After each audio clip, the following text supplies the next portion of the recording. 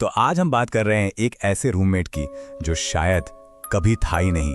सुनने में अजीब लगता है ना, पर सुनिए, ये कोई भूत प्रेत की कहानी नहीं है। ये कहानी है एक गलती की। और ये कोई मामूली गलती नहीं, ये एक ऐसी गलती है जो पुलिस के रिकॉर्ड्स तक में दर्ज है। पर इस सब में सबसे बड़ी प्रॉब्लम पता है क्या है? प्रॉब्लम ये है कि जिस इंसान के बारे में ये पूरी कहानी है, वो इंसान ऑफिशियली कभी एग्जिस्ट ही नहीं करता था। तो आखिर ये सब शुरू कैसे हुआ? चलिए इस कहानी के पहले हिस्से में चलते हैं। एक नई शुरुआत। ये पूरा वाकया बेंगलोर शहर का है, एक शहर जो नई उम्मीदों और नए मौकों से भरा हुआ है। और इस कहानी का जो प्रोटैगनिस्ट है उसका नाम है अर्जुन, एक नौजवान लड़का जो एक नई जॉब के सिलसिले में इस बड़े शहर में आया था।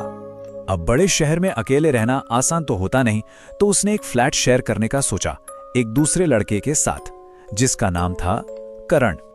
और उनकी जिंदगी बिल्कुल वैसी ही थी जैसी दो रूममेट्स की होती है। साथ में खाना पीना, दिन भर की बातें शेयर करना, देर रात तक गप्पे मारना, मतलब सब कुछ बिल्कुल नॉर्मल। लेकिन ये जो नॉर्मल सी जिंदगी थी ना, ये ज्यादा दिन तक नॉर्मल नहीं रह पाई। यहां से चीजें एक बहुत ही अजीब मोड़ लेना शुरू करती हैं। हुआ ये कि एक शाम जब अर्जुन अपने ऑफिस से घर लौटा तो उसने देखा कि फ्लैट का दरवाजा बाहर से लॉक था। थोड़ा अजीब लगा उसे। उसने करण को कॉल ट्राई किया, पर नंबर स्विच्ड ऑफ आ रहा था। जब अगले दिन भी करण का कुछ पता नहीं चला तो अर्जुन को थोड़ी फिक्र होने लगी। उसने सोचा, चलो लैंडलॉर्ड से पूछता हूं, हो सकता है उन्हें कुछ खबर हो। उसने लैंडलॉर्ड से एक बहुत ही सीधा सा सवाल किया, करण कहाँ है? और इसी एक सवाल के जवाब ने अर्जुन की पूरी दुनिया हिलाकर रख दी, क्योंकि जो जवाब मिला उसके लिए वो बिल्कुल भी तैयार नहीं था। लैंडलॉर्ड ने बड़ी हैरानी से उसकी तरफ देखा और कहा, करण? कौन करण? बेटा तुम तो यहाँ अकेले रहते हो, मैंने तो कभी दूसरा कमरा किसी और को रेंट पर दिया ही नहीं। एक पल के लिए इस सिचुएशन को सोचिए। अर्जुन के सामने दो अलग अलग सच्चाइयां खड़ी थी। एक तरफ थी उसकी यादें, करण के साथ बिताया हुआ हर एक पल, और दूसरी तरफ यह आदमी खड़ा था जो कह रहा था कि करण नाम का कोई इंसान उस घर में कभी रहा ही नहीं।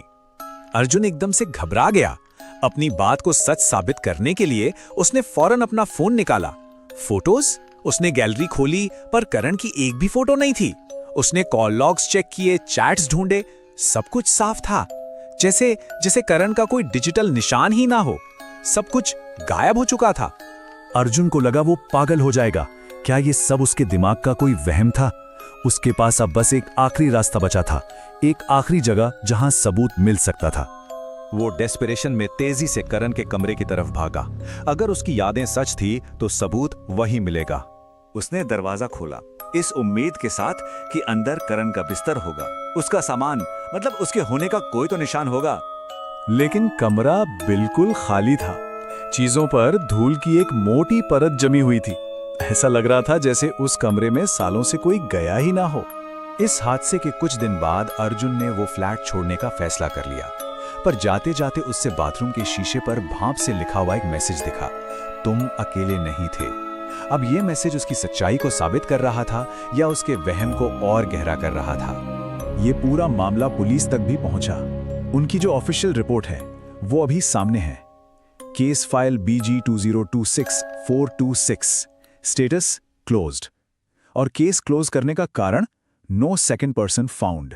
तो इससे क्या समझा जाए? अगर इसे सिर्फ एक कहानी ना माने तो 3 पॉसिबिलिटीज हो सकती हैं। पहली, साइकोलॉजिकल। क्या अर्जुन इतना अकेला था कि उसके दिमाग ने ही एक रूममेट इमेजिन कर लिया? दूसरी, गैसलाइटिंग। क्या लैंडलॉर्ड या कोई और जानबूझकर अर्जुन के साथ ये माइंड गेम खेल रहा था? या फिर तीसरी, पैरानॉर्मल।